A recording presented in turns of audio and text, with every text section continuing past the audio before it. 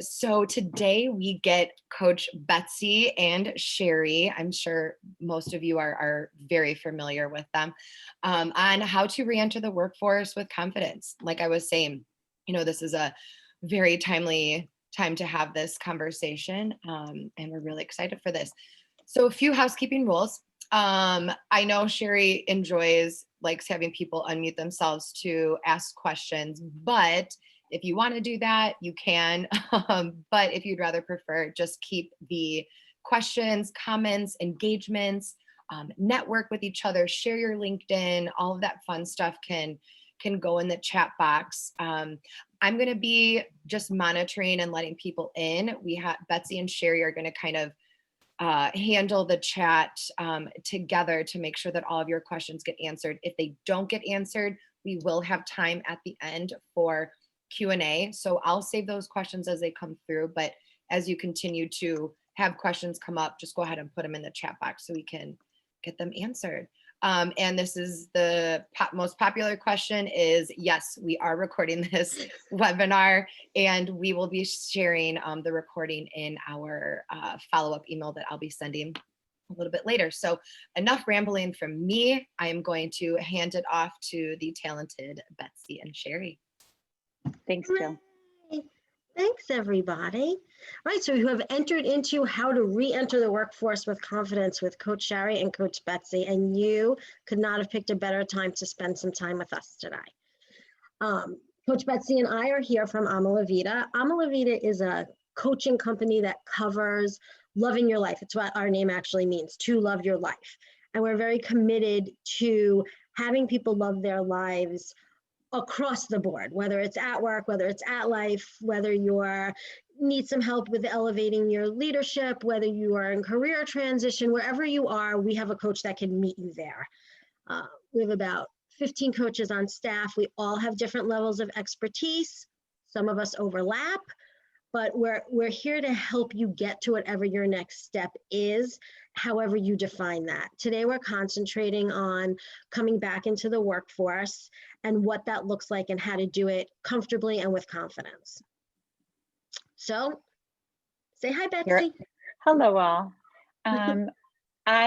Shari and I came up with this topic. We have both been at Ama La Vida for a year and a half. And both through our client work, understanding the literal and mental hurdles to getting back into the workforce after breaks taken for any series of reasons, we realized that this was a hot topic and a topic that our clients told us that they wanted to spend more time thinking about. From my standpoint, I'm a career changer. I've changed my career many times, and I will put my LinkedIn profile up so you can see. Each time there were hurdles and I would say opportunities to explore. We hope that you guys will all share some of your experiences or the current quandaries you find yourself in as you consider or are trying to re-enter the workforce. We think we can pull from each other's experiences. So please don't hesitate to jump into the chat. From a coaching standpoint, many of my clients are exploring ways to step into their own personal and professional leadership. I just got off the phone with a client who has a job, but it's not particularly demanding. And so she wants to write a book. And she's trying to figure out how to add that to her time and to get motivated and focused on doing it, since she's been talking about it for 3 years. So that's sort of a personal leadership development. I also have many business clients who are exploring how to be more effective leaders within their organization. I am a mom. I have 2 grown sons. I definitely took some time off when I was raising my kids. I beat myself up when I was at work, and I beat myself up when I was at home. Hoping to help all of you guys avoid doing that as you consider the best way to navigate your next steps. Awesome. And this is me.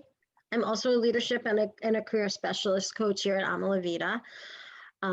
I primarily deal in career transitions. When people get to that now what stage, that's usually my sweet spot, whether the now what is career transitions or leadership within your workplace. So I work with emerging leaders and also more established leaders. I also, like Betsy, have had a number of different career changes through my life. So I also dropped my LinkedIn in the chat. And just to let you know, I can't see the chat because I'm in charge of pressing the buttons today. So I can't see you if you're in the chat. So if you need me, like Jill said, I have no problem if you unmute and say, hey, got a question. Hey, I want to ask you something, because I can't see you. I'm just looking into like my blank screen here. So I put my LinkedIn in the chat. So please connect with me because I can't connect with you after the fact. I also am a mom with two kids. My kids are also older at this point. And I took time off when they were little as well. And same, beat myself up at work, beat myself up at home, couldn't find my balance. It took a long time. And I wish that there were two people who had been through it when I was going through it who said, hey, let me just show you some things. Because I would have been happy to have their input so that I would have had some inkling of what that looks like when I came back to the workforce and been better prepared. So this is a very organic seminar that's come out of just conversations with our clients, and Betsy and I also personally, when we're dealing in our coaches meetings and talking about the different things that we're seeing coming up and trending. We are seeing a lot of our clients in this position, and a lot of our coaches haven't done this yet. This is just not something they have in their experience backpack, and it's something that Betsy and I both feel really strongly about. So we're so happy you're here with us, and we cannot wait to hear your stories. All right, couple of housekeeping tips. First one is let's connect. I think you're going to hear us say that a ton throughout this. If you haven't thrown your LinkedIn into the chat, please do connect with each other, connect with us. We're real people. We like to connect with you. It helps build your network, which we'll talk about a little later on of how important that is in any job search, but especially important when you're re-entering the workforce.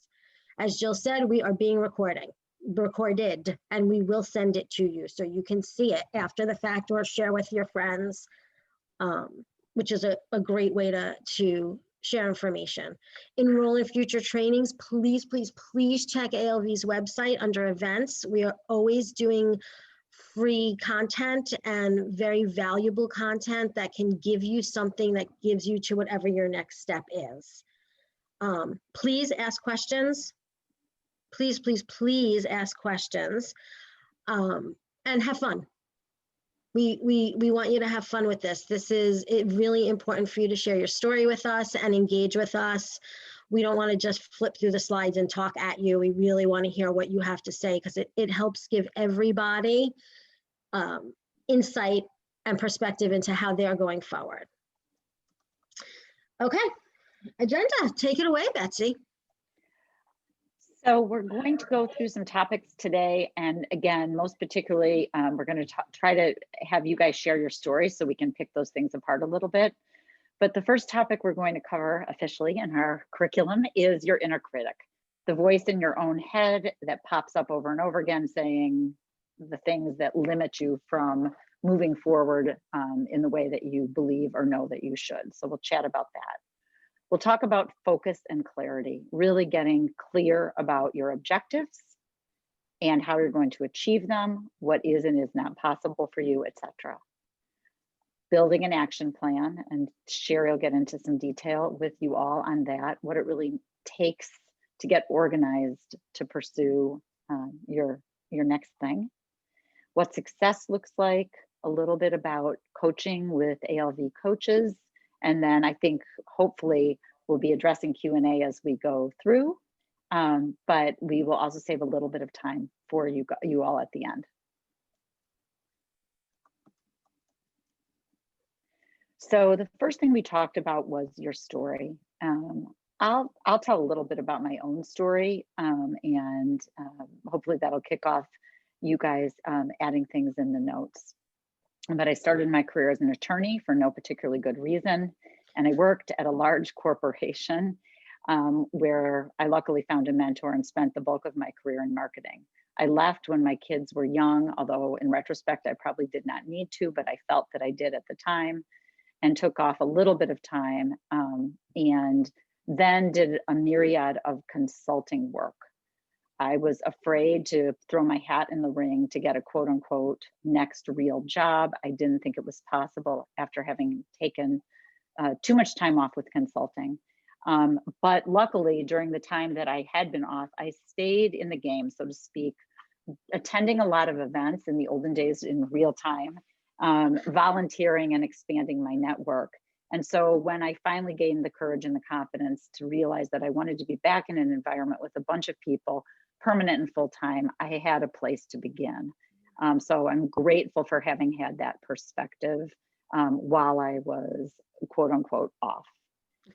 Again, please throw your stories or questions that you're facing into the chat, and we'd love to debate those a little bit.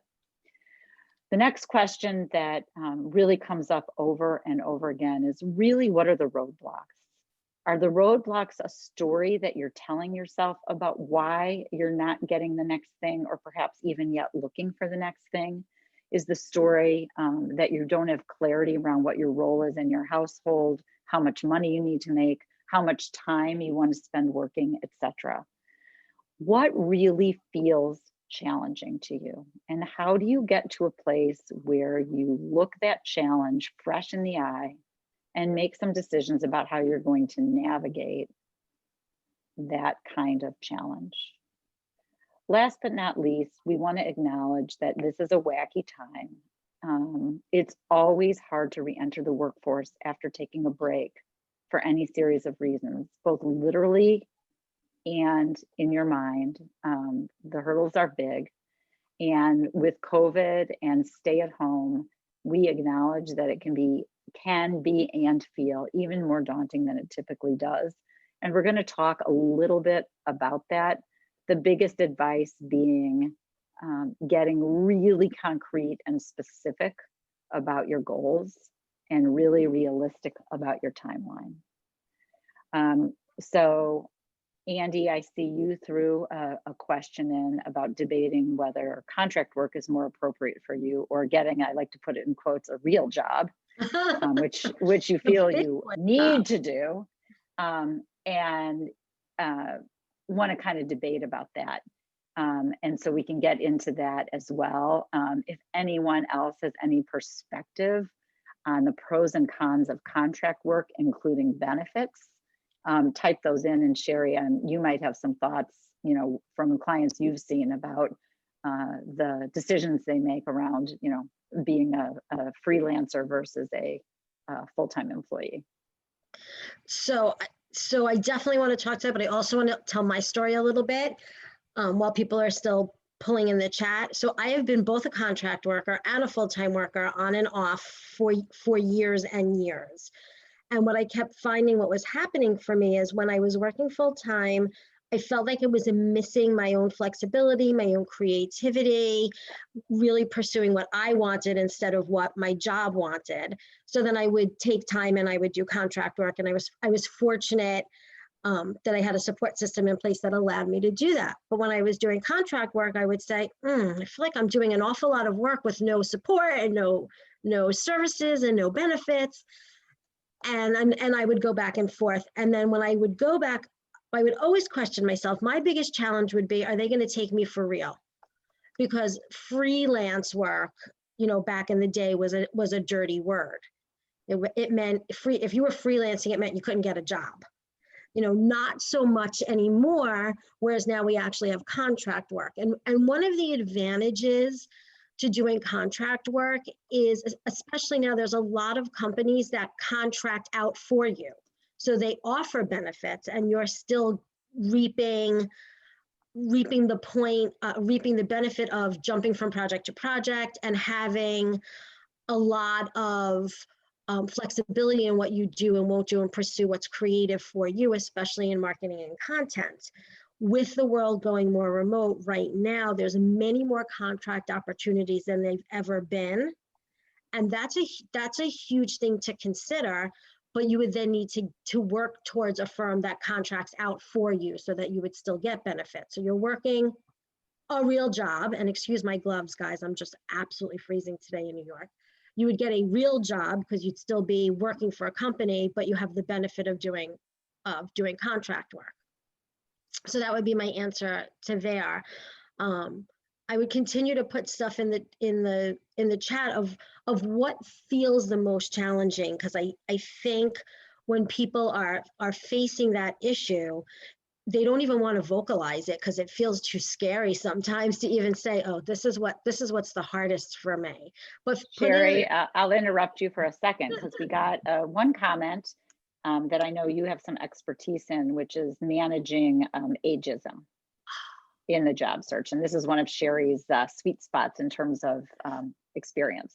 Wow, we went there so fast. What are we in, like 10 minutes in and we're already at ageism? Okay, you guys don't waste any time. All right, ageism is really difficult on the top end and on the bottom end. And what I mean by that is you see ageism for younger workers and older workers. I'm going to guess in addition that most of us are dealing with it on the older age worker. And part of that question is going back and asking yourself, first of all, what kind of work do I need to go back and do? So a lot of times you're working backwards. If you're a certain age, if you're 5 years to retirement, that changes how you'll re-enter the workforce. If you're 10 years from retirement, that changes how you'll re-enter the workforce.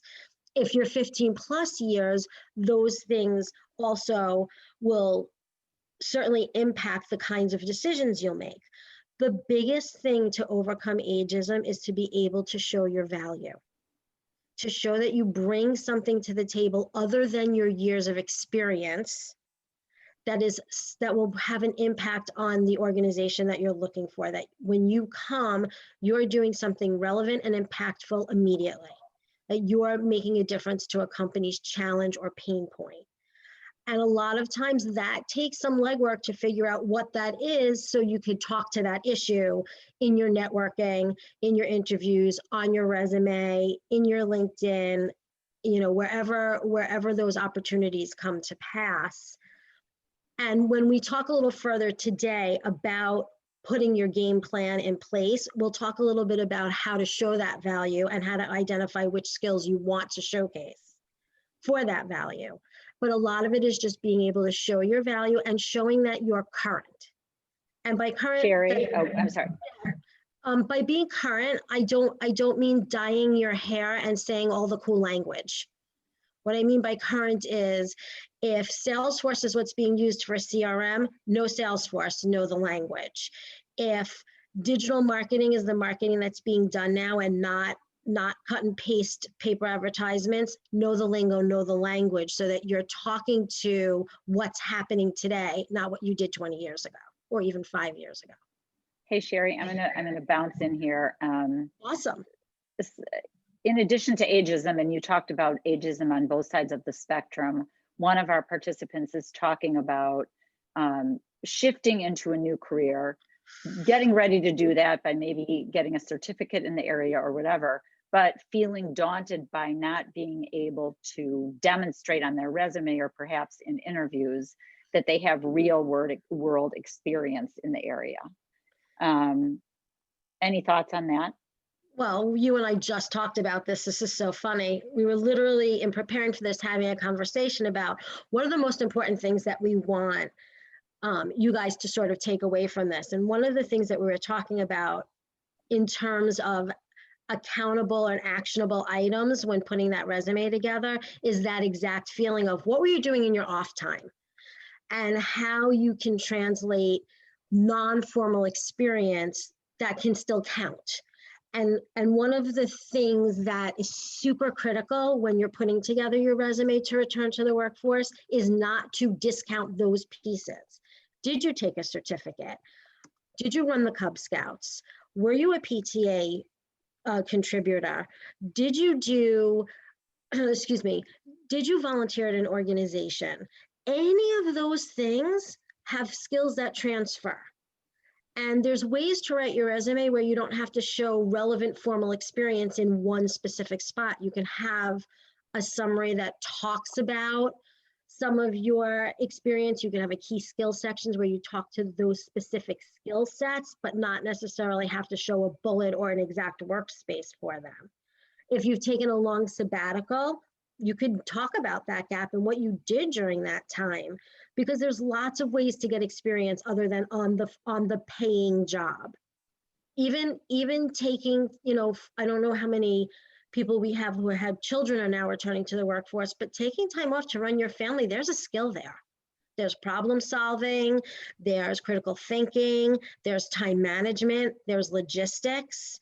I'm not suggesting you put, what did we say, Betsy, a domestic engineer on your resume or CEO of a household, but that doesn't mean you didn't gain skills from having that time home. And it's important to talk to those skills. Whoever asked that question, I hope I answered that all the way through. There's a lot, there's a lot more to discuss, but I think we should move on, Shari, to the next slide, and people can, yeah.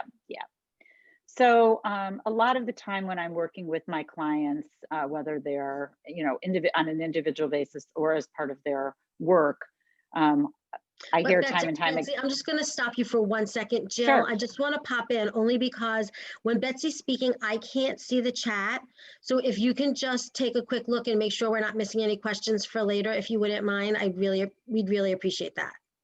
No problem. Thank you. Thank you. So I'm sorry, Betsy. That's okay. The inner critic doesn't just come into our heads, as probably most or many of you know, when we're looking for our next role or deciding whether or not to go back to work. It comes into our heads in all kinds of times. I'm too this, I'm too that, I'm not enough this or that. No one would ever hire me to do this or that. There's no way in COVID anyone's hiring anyone anyway. I don't even know what I want to do. What if people don't take me seriously? All that kind of self-chatter. Rest assured, having these kinds of thoughts are not unique to you. They're very, very common for, I would say, all of our clients in all stages of life. And the challenge, of course, is to look that inner critic voice straight in the eye, make some decisions about what you want to tell that inner critic and how you want to navigate around the voices that are perhaps doing you a disservice. When your inner critic is getting in the way of you moving forward with your job hunt, we talk a lot about cultivating an I add value attitude. This is what Shari was talking about, partially what Shari was talking about, which is, how can I add value based on the kind of person I am, the experience I have, my appetite for a challenge, my aptitude with X, Y, or Z.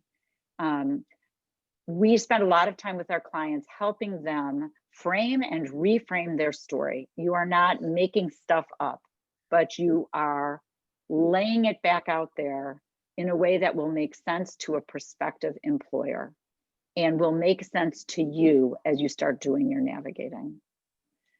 Shari and I also talked today about not apologizing for whatever the break you have taken may have been about. You most likely took it for a reason that made sense to you in the time. You need to own the fact that the break was taken, and you need to move forward from a place of confidence and power. I know those words sound very coach-like and very Superman or Superwoman-ish, but really it's a mindset that helps you navigate and prepare yourself for the ups and downs of a job search, which is always challenging. And then, as I mentioned before, get your head in the game in terms of patience, organization, and realistic timelines, and especially now during the kookiness of COVID that we're all dealing with. Part of that involves keeping an open mind. So I don't know how many of you on the call are, well, knee deep or chest deep into the job search. And a lot of times when we're going back to work after having taken some kind of a break, things come up that are opportunities that may feel like they don't exactly fit the bill. I've thrown some of those examples out there. What if this isn't the perfect next step for me? What if I have to report to someone who's younger than I am? What if I have to go to a whole new industry because what I did before isn't that relevant anymore? Should I accept less money? Am I willing to do that? And what else? How are you going to prepare to consider whether taking a role that presents itself to you or that you find will make sense as you work towards your goals of getting, quote unquote, the perfect job, if that ever existed for anybody? I don't know if we want to pause here. Are there any other things that anyone on the call has bumped into along their job search path that has made you feel like, oh, if only this or if only that? Feel free to lob that in. And Paige, I see your note, and Shari's going to get into that. Real life issues, contending with family obligations, getting recommendations, updating your LinkedIn profile, etc. So we're going to get to all that. Betsy, I always find it so interesting when you talk about mindset and how much it resonates with me, that difference between that sort of stagnant and the growth mindset, which are all of these things that you're talking about. Especially this, what if it's not the perfect next step? We get so caught up in, it has to be perfect, it has to be ideal, forgetting that the context surrounding this doesn't always allow for that, depending on how long you've been out of the workforce. So I love that you talk to that sort of self-care mindfulness, because I was just talking to a client literally in my call earlier today about support and handling things the right way and being patient with yourself. And the example we were talking about is, if you want to open up a wall somewhere, banging your head against it isn't going to open it. You're just going to get a headache. But if you have the right tool and you pickaxe the wall, or you break it with a spackle hammer or whatever that's called, because I'm not a construction person, but if you hit it with the right thing, then the wall's going to open up. So it's all about putting these tools in the toolbox. And I love what you're saying about setting your mind first. Handling yourself before you do anything kind of concrete, actionable. Not that these aren't concrete steps, they're certainly actionable. But could you imagine going through a job search or re-entering the workforce without any of the level setting that you're doing in your mind? I think it's great. I think it's unbelievable when you talk about that. It just resonates with me, which is what we do in coaching. Yep. So Shari, I'm gonna keep the ball rolling here, because the questions that are coming in are getting pretty tactical about recommendations and references and avoiding getting ghosted and all that kind of stuff. And a lot of that is content that we have still coming up. I want to make sure that we get to all of it.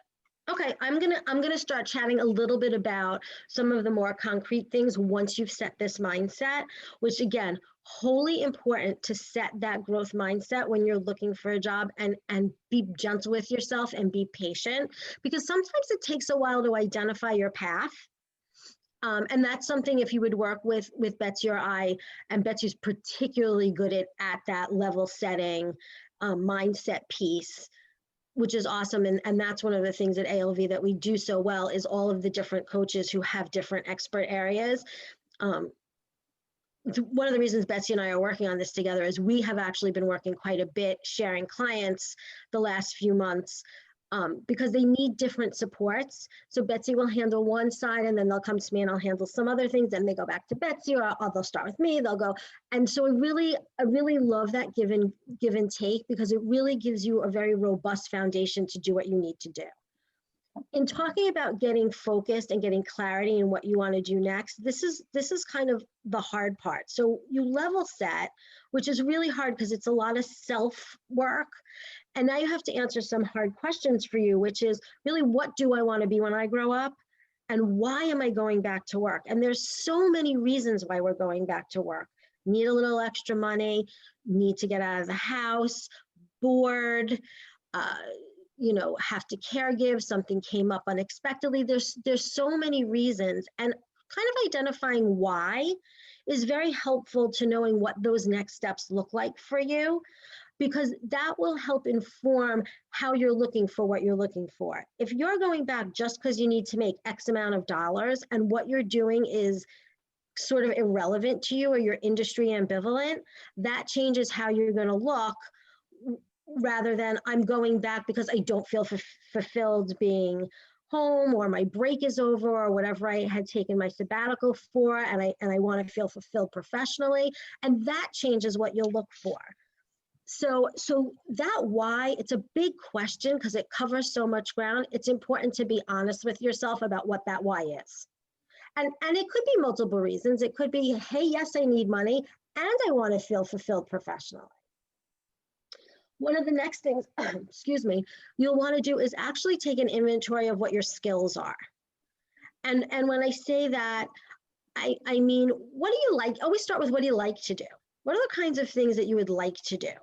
You know what? I like solving problems. I like talking to people. I like working in a group.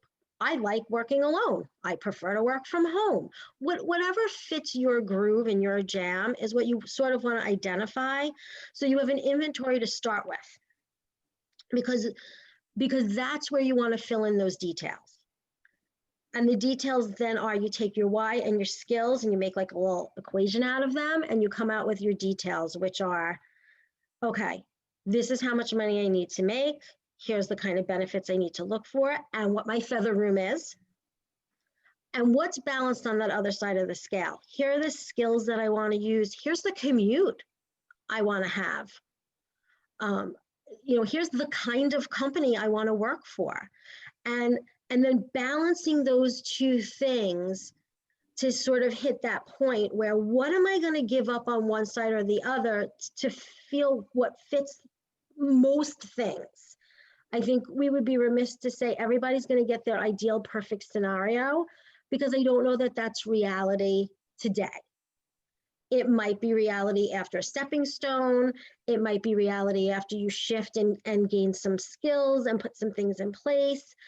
But really it's about finding what that balance is going to be for you, so that you can balance all your pieces, not just your professional life, but your personal life. Betsy? Yeah, some of this I think is, it really comes down to a strategy, which is, if your long-term plan is to work in this kind of industry and ultimately make this kind of money and have this number of people reporting to you or not reporting to you, or this or that, will the next thing that you look for be a step towards that goal? Or are you ready to actually assume that you can jump all the way to that next goal?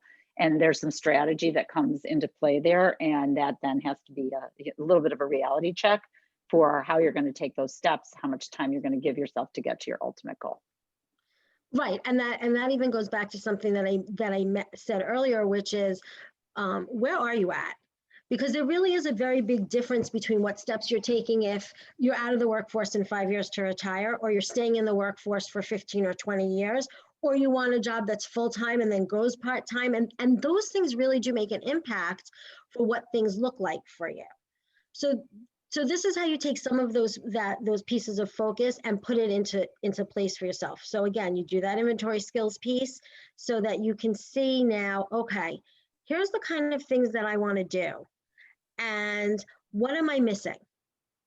What am I missing that I've been out of the workforce for 1 year, 2 years, 3 years, 4 years, 5 years? What am I now missing? Do I need a certificate? Am I missing a key skill that I think is useful? And that's somewhere where you fill your gaps then. Do you need to take an internship? Do you need to take a step back before you take a step forward? Do you need a short class? Do you need to do informational interviewing so you really have a good sense of what looks right for you next? Those are the pieces that come in the beginning of your action plan. Once you have a good amount of that sort of ascertained and identified, you want to move to building your personal brand. And we throw that word around a lot, and a lot of people are like, I don't know what that means, my personal brand. So your personal brand is how you want to be seen. It's your 3 to 5 sentences that show your value and your impact. You might have heard it be called an elevator speech, an elevator pitch. If you're stuck in an elevator with somebody and you have 30 seconds to tell them about yourself, what do you want them to come away knowing? That should sort of be your guiding principle in setting up your personal brand, which should be cohesive and consistent through your resume and your LinkedIn and any narrative you're telling. Because today there's so many ways for people to get information about you: social media, checking on your references, besides your LinkedIn social media, all your other social media, Google you. World becomes very small when you find out who knows who knows who know who. So you want to make sure you're telling the same story over and over and over again. And not that Shari and I are spending all our time pitching each other, but this is a really valuable place for a coach to support you, because what we can do is ask you questions that you might not ask yourself about experiences you've had. And we can say, here's what I hear you saying. This is the kind of thing that sounds like you're good at doing. And sometimes just sharing that with somebody who hears it with a different voice gives you ideas for how to solidify what your personal brand really is. And then, of course, help you dot I's and cross T's to make sure that it is coming across the way you want it to, consistently all over the place. Well, and to parse out those pieces to your point, you want to be able to parse out the right pieces for the job you're looking for. So having that second perspective, that sounding board is just critical to getting those pieces correct. When you're dealing with your resume, one thing that has changed is you have to find out what's new. How are we doing things now? Because I can tell you, just from an interview standpoint, my very first interview when I was years old, so many years ago, is very different than my interview experience now. Because back then they asked me, what person did I want to have dinner with who's dead or alive, and why? No one's asking you that now, because it's not relevant to the job. We've learned different things about behavior and about things we need to know about the people we want to work with. So now you're going to hear questions that are behavioral based. Tell me about a time when you showed leadership skills. The answers are very different. If I'm having dinner with somebody dead or alive, it's Theodore Roosevelt. What that has to do with any job that I'm ever going to have is nothing. It's not relevant. But telling you about a time when I had success in the workplace is going to give you insight to how I work. So we start with the resume. And the reason that you start with the resume is because it's like the tip of the iceberg. That's where you're parsing down to your bare bones results. It's an oversized business card. You don't need to tell your whole story in your resume. It's just a glimpse into what value you bring. Then you move that over to your LinkedIn, where you can tell an expanded story. You could flesh out some of your pieces. LinkedIn is also an extremely powerful networking tool, and it's also a social media. There's lots of pieces to LinkedIn. And learning how to use it correctly is really important to anybody re-entering the job force. One of the biggest mistakes that we as coaches always see is people using LinkedIn to just job search. It's not a job search board. It has a job board. It is one piece of it. It is a social media. That means you need to engage. You need to start building your reputation. You need to start being seen as a thought leader in your area. You need to be associating with like-minded people. Those are all the things that LinkedIn does. And that's where those networking pieces come in that help you leverage your connections to help you get that next job so you can have those conversations. I want to throw in, Shari, just a quick example of a client. I think you actually met with this client, but anyway, she was, she's an immigrant to the United States. She got her grad degree here. She was looking for a job in city planning and architecture. Yeah. And she just pushed herself to join a whole bunch of groups so that she could begin networking. She started sharing articles via LinkedIn, commenting on the articles, all in the area of her interest. And lo and behold, in one of the webinars that she attended, even though she's only lived in this country for under 5 years, there was somebody on the call whose name she recognized. And then she was able, after the call, to reach out to that person via LinkedIn. And long story short, she ended up getting a job at that company. And it was a pretty amazing story of both. She quit her job because she couldn't stand it anymore. So it was a story of resilience and commitment. And she put herself out there and put herself in some awkward situations, and things worked out. So, you know, I think part of what Shari's saying is there's an opportunity and a challenge to work the system. And right now, some of that's easier because you can just attend all kinds of stuff sitting at your desk. For some people, it's harder because they do better in person. And then that's just a challenge to work through. But I just thought I'd share that one shining example. I love that story. And she's I did work with her. She's awesome. And she embraced all of the processes. Yep. I also am working with a brand new client who's going back to the workforce after 6 years. She's a mom and she stayed home. And just to talk to your point about not being an extrovert, she's very introverted. And the challenge is, she said, how am I supposed to, I don't want to put myself out there. And I said, well, luckily for you, LinkedIn, you're behind your screen. I am reaching out to an old contact via email is not the same as saying, hey, let's have coffee. And again, long story short, she actually, after our first call, she actually said, you know what, I'm gonna bite the bullet. I'll send an email. What's the worst thing that happens? I don't get an answer. She actually landed 2 interviews. So it works. And that's, again, this LinkedIn piece and the job searching and the networking piece and using whatever resources you have available to you shows, first of all, 1, your experience level, but 2, that's where you're going to get it. 85% of jobs that are gotten right now are gotten through networking opportunities. They're not getting from just hitting apply here. That's not what's happening. That's not to say that it isn't important to make sure that your resume isn't optimized to get you through these systems with keywords and, again, speaking that language, but job searching is more than that.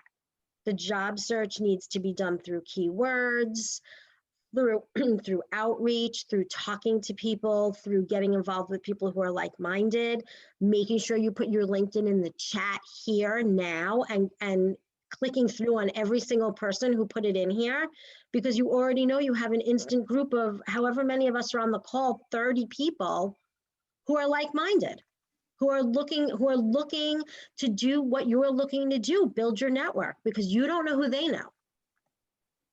And especially during COVID, and especially people re-entering the workforce, want to be helpful to each other. We get it. We've been there. We want to hold you up and support you. We're not looking to say, oh, I'm not helping him. I don't know him. We're not looking to do that. We're looking to say, you're looking for a job? Okay, I heard of something. It's not for me, but it might be for you. Let me hook you up with this person. Because that's how you continually build rapport and trust and credibility, and all of those things go into job searching. Hey, Shari, we only have 15 minutes left, so I definitely want to keep clicking along. Okay, I'm clicking along. All right. I'm not going to speed through though, because I don't want you to speed No, through. no, don't speed. This one's kind of really, really easy. This is, how do you set yourself up for success? And it sounds so much daunting than it actually is. Key 1, communicate to everyone around you. Make sure that you're setting yourself up with a support system that includes your family, your friends, your new workforce, your children if you have them, and constantly communicate what your needs are. Because I want to just throw one thing in here, Shari. When Yeah. Shari said communicate, and it's, you know, easy to say those 3 words over and over again, but really what it's about is setting expectations for yourself and for others, and clarifying your goals and objectives. Somebody once said to me in the middle of a job search, what you want to do is make it easy for other people to hire you or know what you're looking for. Fact. So the more clarity you get around being able to go back to that elevator pitch or your personal brand, or really honing in on what the most important attributes of what you can bring, what value you can add is important, and then sharing it with others and asking them for what you need from them is really critical. That includes what goes on in your house. So you need your family if you're living with other people to support you. And even if you're living on your own, you need the people that, know and care about you to know what you're working on. And it's, again, I feel like I'm saying so many of the same things over and over again, but it's critical to do that, especially returning to the workforce, because what's happened is, especially in your close homes and friends kind of network, they're accustomed to you doing and saying certain things.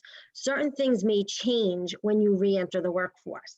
So you need to sort of set what that expectation is going to look like and how it's going to work.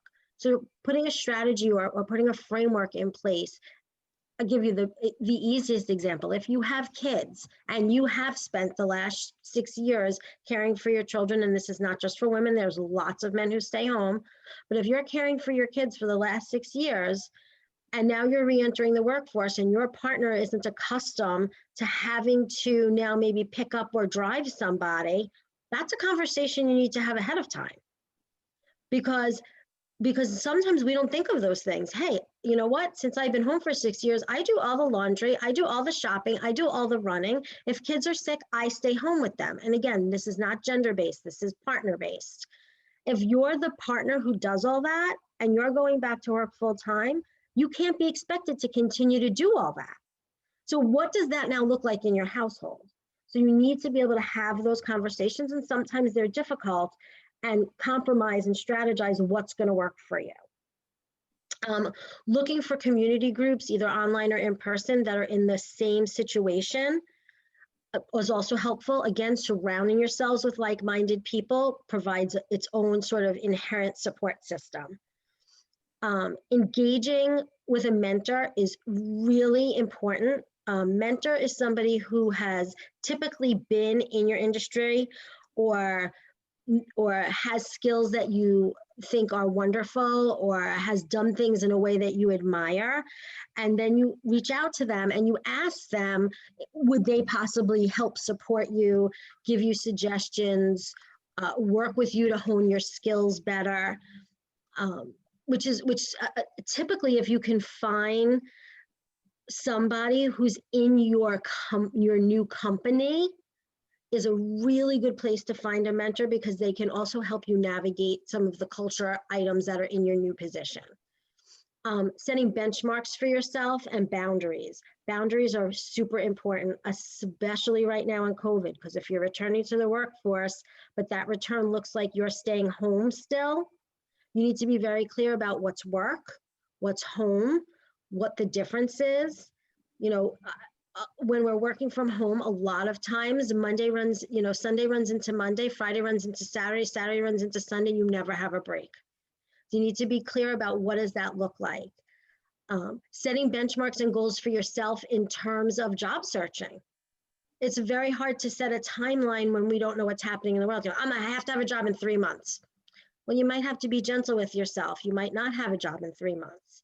But you may say to yourself, I would like in 3 months to identify what I want my career to look like. I'd like in 3 months to identify the skills I'd like to use.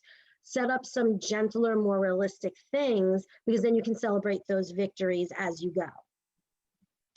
Going back to this mindset piece, self-care routines, making sure you're taking care of yourself. If you're not taking care of yourself, and whatever that means for you, do you need time in the morning to do a workout? Do you need 15 minutes at night to read a book?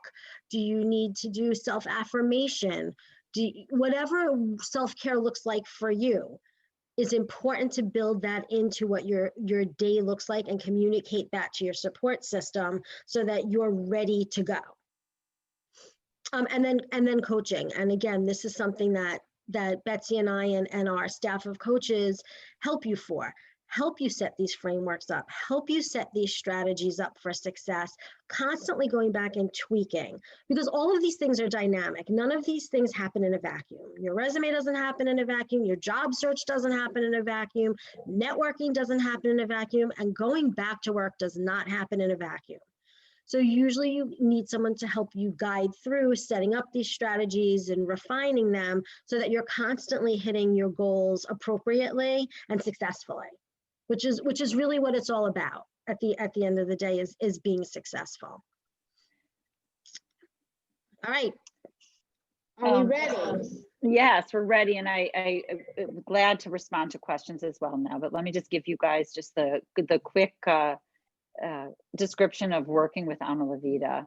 We have a number of coaches, probably about 12 or 13 all in. We have different backgrounds and different areas of expertise. As Shari said, if you decide to coach with Ama La Vida, you often have an opportunity, or you always have an opportunity, to shift and coach with somebody else if you decide that your priorities are different, or a different coach has an expertise in an area that you've suddenly decided is more important to you as you get your plan in place.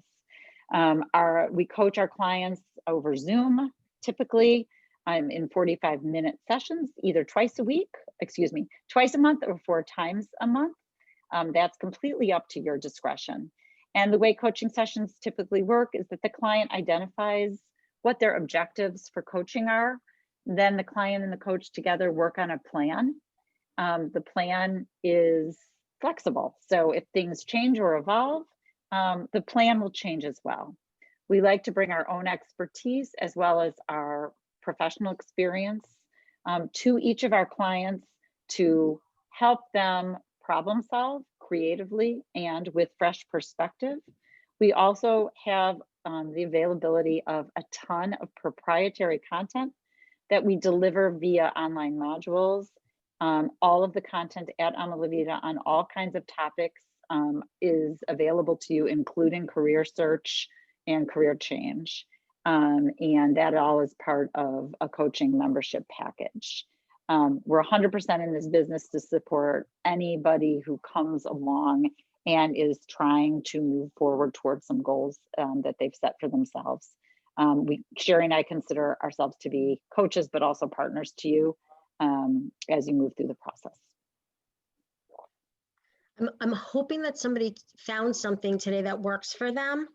So I would love to hear in the chat, or even if you want to unmute, what's one thing you're going to be able to commit to after having sat with Betsy and I today? What are you going to do?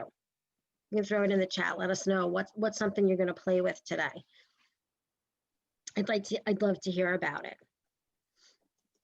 I'm just going to flip through these last slides while people are putting things in the chat. So like Betsy said, we are here to help you. That's what we're here to do. Really important that you understand that ALV has a process in place. We don't just sort of run at you all willy-nilly and say, okay, let's figure it out. We have a process in place that we use. It does meet you where you are, but it basically follows this assess, discover, implement, and transition model, which is where we'll partner with you. We get to know you, we set goals, we help you through self-awareness and some reflection so that you can hit those goals. We help you with things that are actionable so that you can actually take those steps, you can get feedback, and we're constantly checking in and tweaking what that looks like. And then we finally get to a spot where we're transitioning. Is there accountability involved? What other kind of planning? Like Betsy said, are we needing something else? Are we needing something else? Is there someone else on staff who has what you need?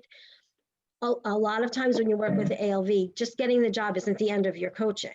Very many of our clients, most of our clients, stay with us and move on and say, okay, I'm now in this new job. How do I make this work? How do I now get to my next level here?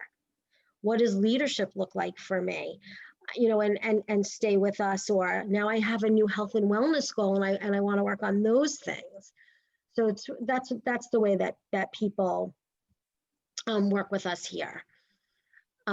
We'd love it if you got in touch with us.